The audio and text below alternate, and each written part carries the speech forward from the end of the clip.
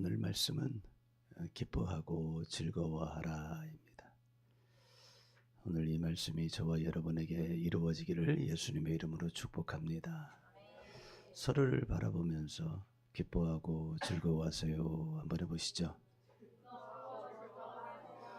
네, 우리 지명이가 아빠가 너무 좋은 모양이에요.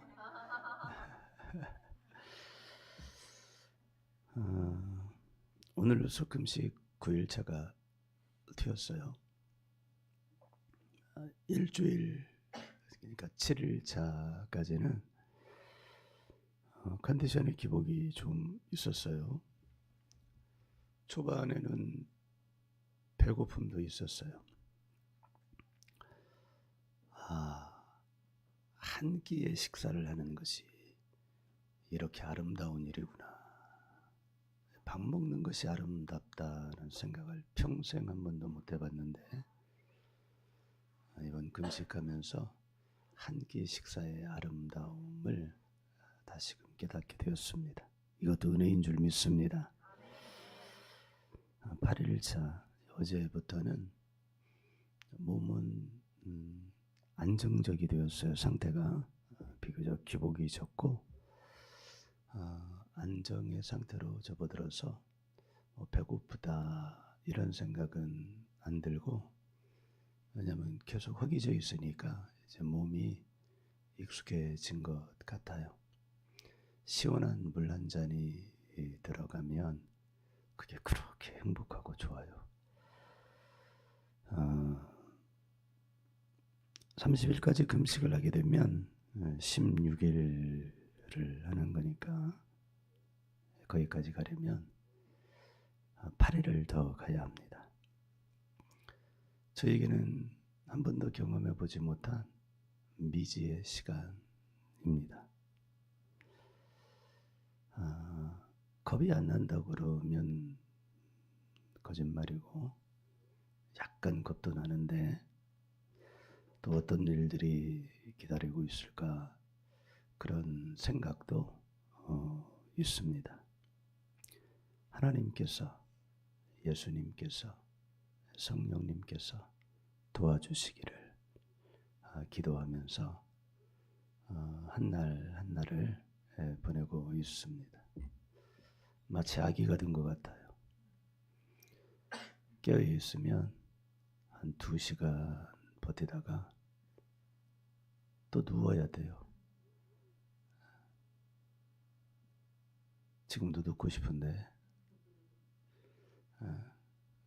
누우면 또 누워서 기도하고, 깨어나면 일어나면 또 뭔가 하고, 이렇게 보내고 있습니다. 참 역설인데요. 금식하면 하나님이 더 잘 보여지고 잘 느껴지고 그럴 것만 같은데 가장 어려운 점은 처음 경험하는 것인데 하나님과 나 사이가 뭔가로 가로막혔다는 것이 느껴지는 거예요. 깜깜해요. 금식을 하면 열려질 줄 알았는데 더 깜깜해요.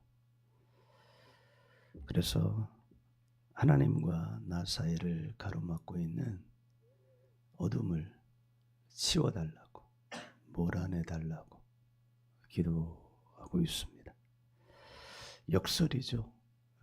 하나님께 더 가까이 가기 위해서, 하나님 음성을 더 잘 듣기 위해서 하는 기도, 하는 금식인데 도리어 더 깜깜하고 하나님이 보이지 않고 하나님이 느껴지지 않는다는 건 말이죠.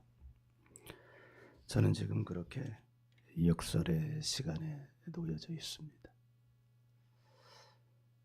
그런데 사실 오늘 말씀도 역설의 말씀이에요.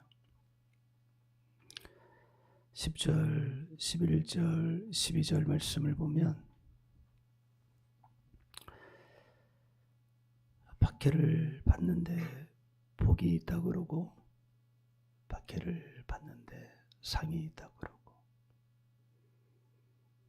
박해를 받으면 기뻐하고 즐거워하라고 이렇게 계속해서 병렬로 말씀을 하고 있습니다. 우리는 생각하기를 복이란 나에게 유익한 것, 나에게 좋은 것, 나를 풍요롭게 하는 것이라고 생각합니다.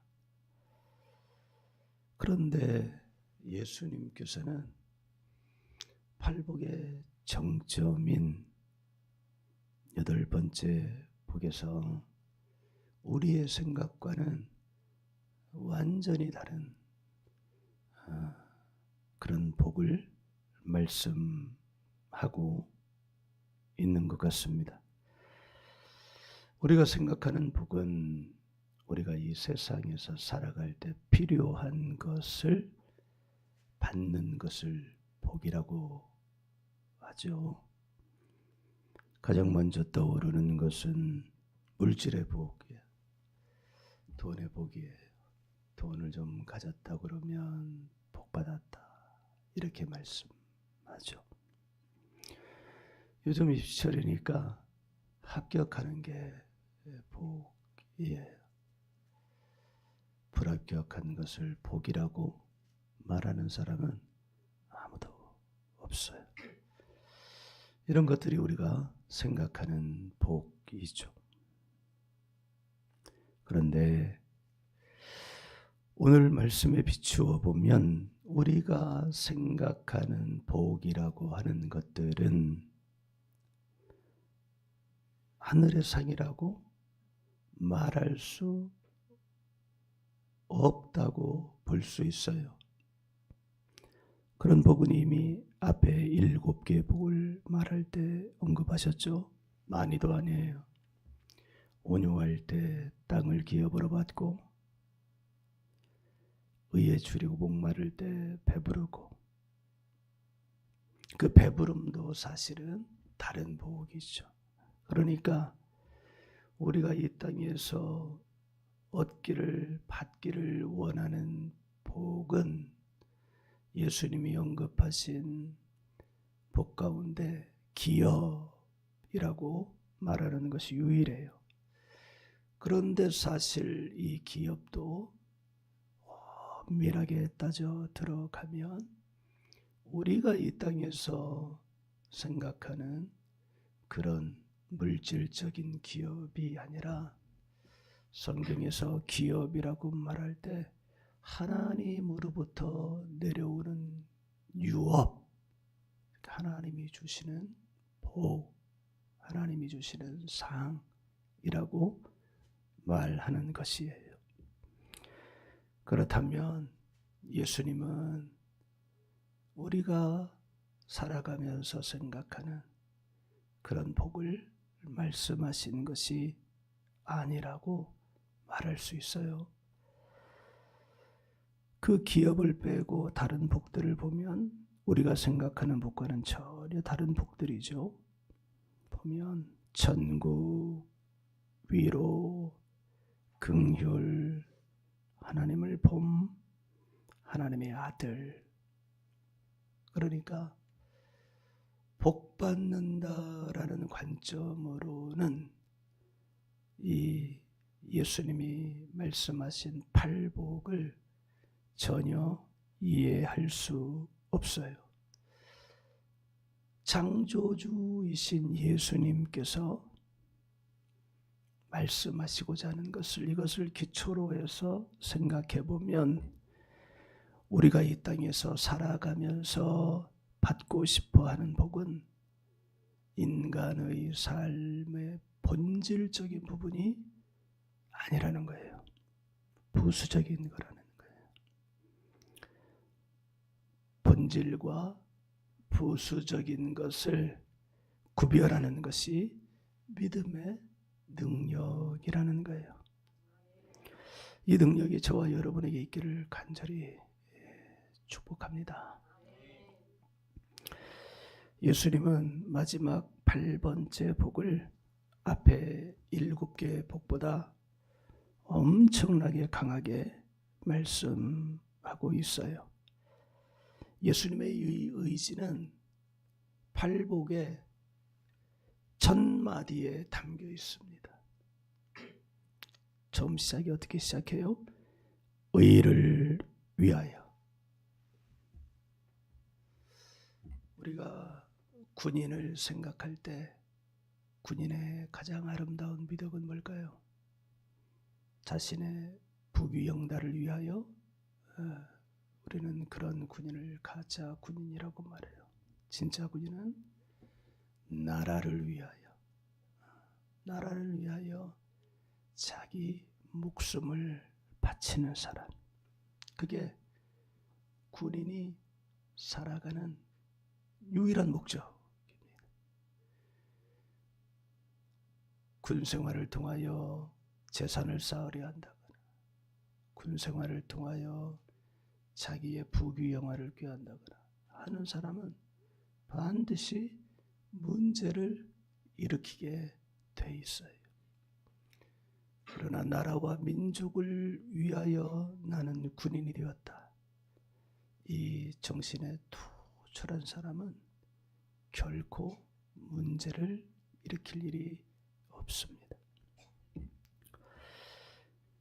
의를 위하여. 앞에 7개 복을 보시면 어떤 복도 이렇게 시작하지 않습니다. 그런데 8번째 복에서는 의를 위하여 이렇게 시작하고 있는 거예요. 이 삶이 가장 중요하다는 거예요. 이 말이 무슨 뜻이냐면 박해를 받을 만큼 의를 위하여 살아라.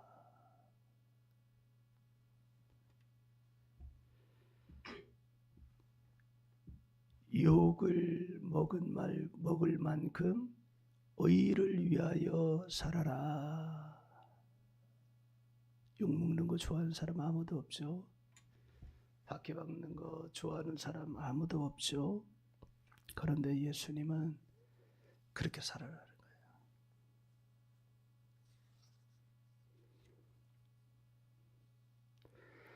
예수님은 이 8복의 말씀을 변형해서 6장에서 다시 말씀을 언급해요.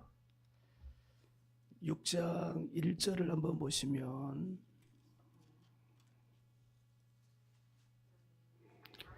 6장 1절을 같이 읽어요. 시작. 사람에게 보이려고 그들 앞에서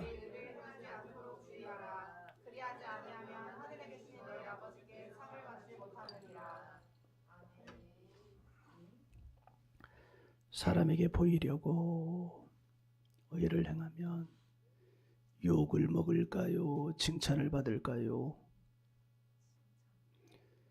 사람에게 보이려고 의를 행하면 박해를 받을까요? 칭찬을 받을까요? 칭찬을 받는 거죠. 6장의 내용은 계속해서 흘러가면 무엇을 먹을까 마실까 이야기로 나가요. 사람은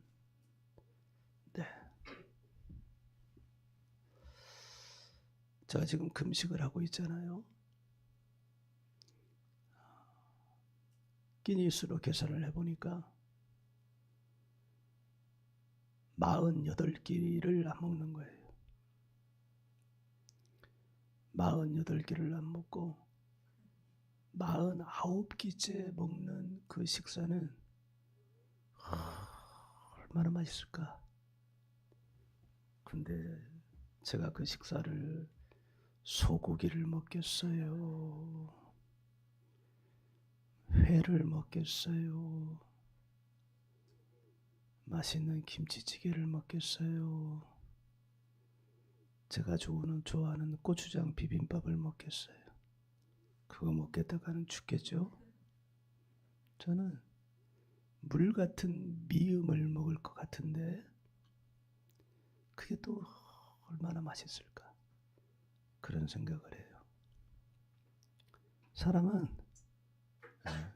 제가 금식을 하면서 한 끼 식사의 아름다움에 대해서 얘기했잖아요. 너무 아름다울 것 같더라고요. 너무 생각만 해도 너무 아름다운 거예요. 사람은 무엇을 먹고 살지에 도 관심이 있죠. 당연한 거예요. 그건 나쁜 게 아니에요. 죄가 아니죠. 그런데 예수님은 얼마나 급진적인지 몰라요. 아무도 예수님의 급진성을 따라올 수 없어요. 오늘날 좌파, 우파 이걸로 교회가 그 중심에서 나라를 뒤흔들고 있는데 그거 아주 나쁜 일이에요. 예수님을 몰라도 너무 몰라요. 예수님이 하신 말씀에는 오늘날 좌파의 언어라고 말하는 내용도 얼마나 많이 있는지 몰라요. 예수님은 먹고 살 것에 걱정하지 말라. 6장의 내용이 그거예요. 그러면서 예를 들어요.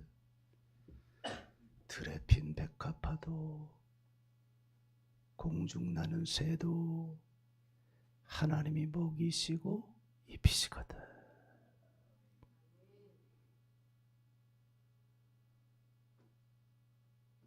저는 그 다음 편이 너무 좋아요.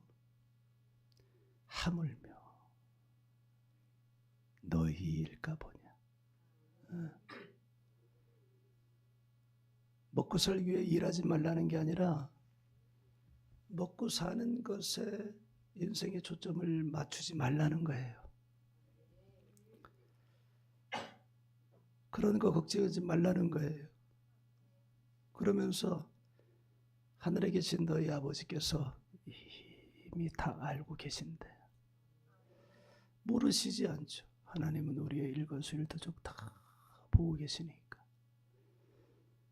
그리고 또 이렇게 덧붙이셔요. 그런 것들은 이방인들이나 구하는 거야. 이방인들은 누구냐?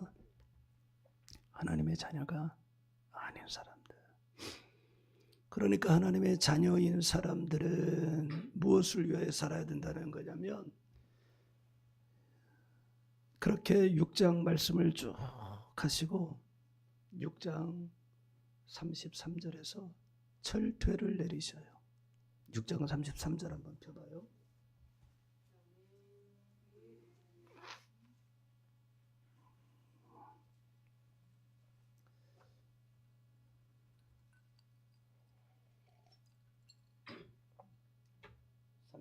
폈어요? 같이 한번 읽어봐요. 우리가 늘 의례적으로 쉽게 대하는 이야기인데 읽어보도록 하죠. 시작. 그런즉 너희는 먼저 그의 나라와 그의 의를 구하라. 그리하면 이 모든 것을 너희에게 더하시리라. 아멘. 예수님은 팔복의 마지막 말씀을 여기에서도 하는 거예요. 먼저. 이 말은 무슨 말이냐면 하나님의 자녀의 삶의 우선순위는 너희가 진정 하나님의 자녀가 되었다면 팔복의 7번째가 하나님의 아들이 된다고 그랬잖아요. 너가 정말로 하나님의 아들이 되었다면 너는 이제부터 삶이 달라져야 돼. 그것은 네가 먼저 하나님의 나라와 하나님의 의를 구하는 것이어야 해. 이렇게 말씀하셔요. 얼마나 급진적이에요.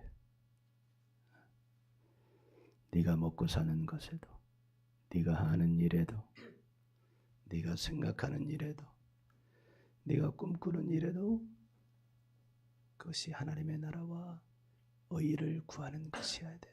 그런데 그 뒤에 있잖아요. 그리하면 이 모든 것을 너희에게 더하신. 할렐루야.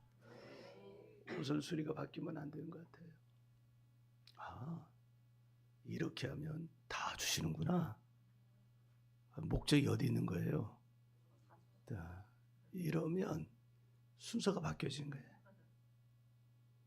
뒤 없이도 박해를 받더라도 욕을 먹더라도 하나님의 나라와 하나님의 의를 구하는, 그러면 모든 것을 다. 제가 금식함과 더불어서 더 이전에서는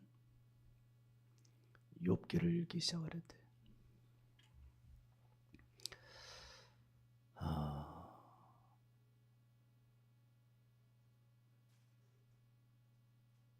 욥은 왜 자기에게 그런 고난이 찾아왔는지 모르지만 독자들은 왜 그런 고난이 찾아왔는지 알죠. 왜 이렇게 그랬어야 했으니까. 2장부터 이어지는 욥의 삶은 말할 수 없이 비참해.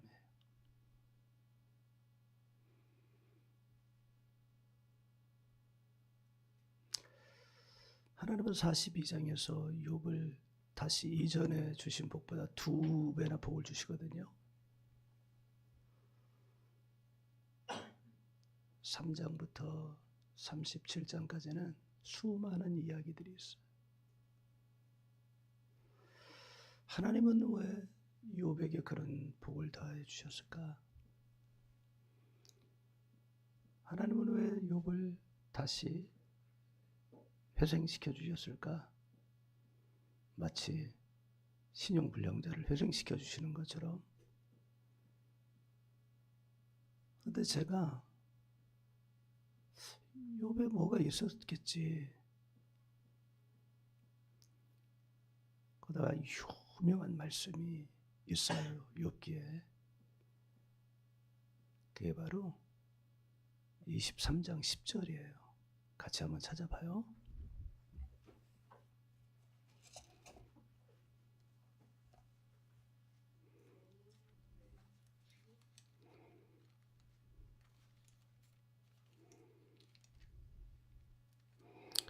욥기 23장 10절 같이 읽어요. 그러나 내가 가는 길을 그가 아시나니 그가 나를 단련하 시르면은 내가 순금같이 되어 나오리라. 아멘. 네, 저는 욥의 이 고백이 하나님께서 욥을 회생시켜 주시겠다는 결심을 하게 된 키워드가 아닌가 싶어요. 친구들이라고 하는 사람이 와서 그들의 의로움으로 욥을 몰아붙이고, 사실상 욥은 완전 재기불능이죠. 사람의 눈으로 볼 때는. 아무도 욥이 다시 일어설 것이라고 생각도 못하는 거예요. 그런데 아마도 욥의 내재된, 저 깊은 곳에 내재된 욥의 마음, 육체, 영, 어디라고 하든 해도 좋아요. 욥의 마음에는 이 믿음, 내가 가는 길을 그가 아시나니 그가 나를 단련하신 후에는 내가 순금같이 나오리라. 이 믿음이 욥에게 이 안에 보석처럼 이 안에서 반짝거리고 있었던 거예요. 우리 영화 아이언맨 아시죠?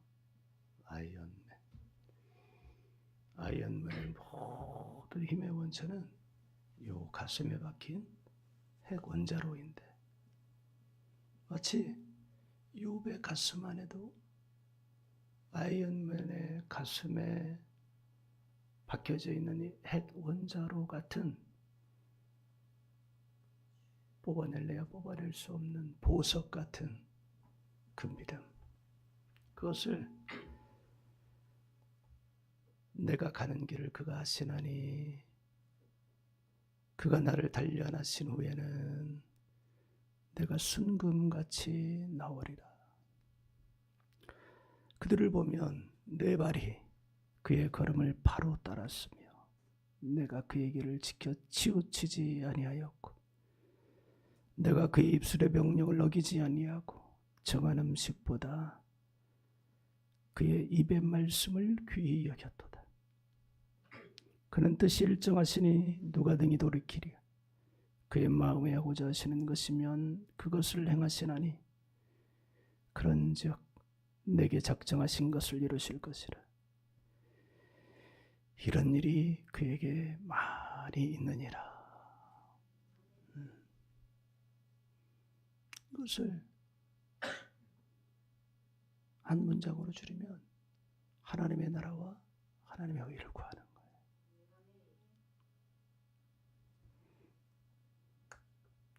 욥기가 42장까지인데 분량으로 보면 그의 정중앙에서 욥은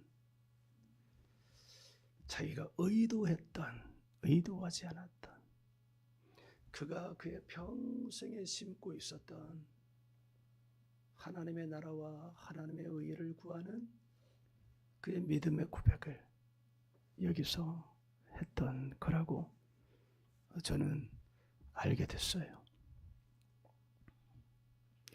우리가 먹고 사는 문제를 해결하려면 얼마나 복잡해요.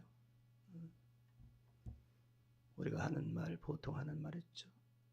땅을 파봐라, 이론이 나오나. 삶의 복잡함을 말하는 건 아니겠어요? 우리가 지금 살아가면서 경험해요. 나의 노동이 아니면 단 1원도 내게 들어올 수 없어요. 그런데 예수님은 그 복잡한 것을 아주 간단하게 단순화시켜요. 그게 6장 33절이에요. 마태복음 6장 33절. 하나님의 나라와 의를 구하라. 그래야 이 모든 것을 너희에게 더하시리라. 초대교회 믿음의 선진들, 성령이 뜨겁게 역사하고 있을 때 초대교회 믿음의 선진들은 이것을 알았어요.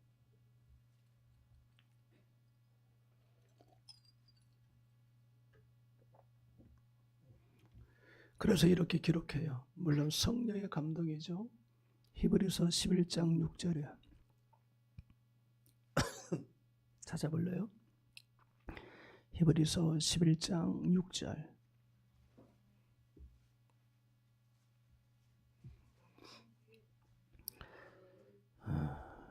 우리 같이 읽어요. 믿음이 없이는 하나님을 기쁘시게 하지 못하나니 하나님께 나가는 자는 반드시 그가 계신 것과 그가 자기를 찾는 자들에게 상 주시는 이심을 믿어야 할지니라. 아멘. 여러분은 지금 하나님께 나아가고 있나요? 하나님이 계신 것을 믿나요? 하나님을 찾는 자들에게 상 주시는 분이심을 믿나요? 여기 상이 팔복에서 나온 그 상하고 같은 상이에요. 기독교는 종교가 아니라 삶이라고 말했죠. 무엇을 사는 걸까요? 예수님이 말씀하시는 거예요. 너희는 이렇게 살아라. 어떻게 해요? 팔복의 삶을 살아라. 성령을 구하고 애통하고 온유하고 의에 줄이고 목마르고 하나님의 인정에 줄이고 목마르고 배고프고 갈망하고 긍휼히 여기고 마음을 청결하게 하고 화평하게 하고 의를 위하여 박해 욕을 먹는 삶을 살아라. 그러니까 욕 먹을 만큼 의를 위하여, 박해를 받을 만큼 의를 위하여. 사실 우리 교회는 그런 교회는 아니죠. 그 언저리도 가지 못하고 있죠. 이것이 기독교의 삶이에요. 우리 교회가 기독교의 삶을 살기를 원합니다. 하나님의 나라와 하나님의 의를 구하는 거예요. 그게 기독교의 삶이에요. 믿음으로 하나님께 나아가는 거예요. 이것이 기독교의 삶이에요. 여기서 벗어나는 그 어떤 삶도 기독교의 삶이 아니라고 단언할 수 있어요. 이 세 가지 기둥 세우고 그 위에 살을 채워가는 것이 말씀들이에요. 기독교 삶을 이룰 때 비로소 우리는 기뻐하고 즐거워할 수 있을 줄 믿습니다. 박해를 받는데 어떻게 기뻐하고 즐거워해요? 욕을 먹는데 어떻게 기뻐하고 즐거워해요? 그보다 더 큰 하나님이 계시기 때문이죠. 아멘. 기독교 삶에는 반드시 기쁨과 즐거움이 있다는 것이 하나님 나라의 속성이라는 거예요. 제가 다니던 직장을 그만두고 신학교에 입학을 했어요.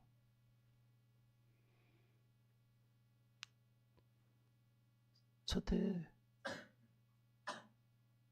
너무나 좋은 거예요. 저는 그때 집을 마포구 아현동 그 환일고등학교 후문 맨 꼭대기에 있어요. 그 집으로 올라가려면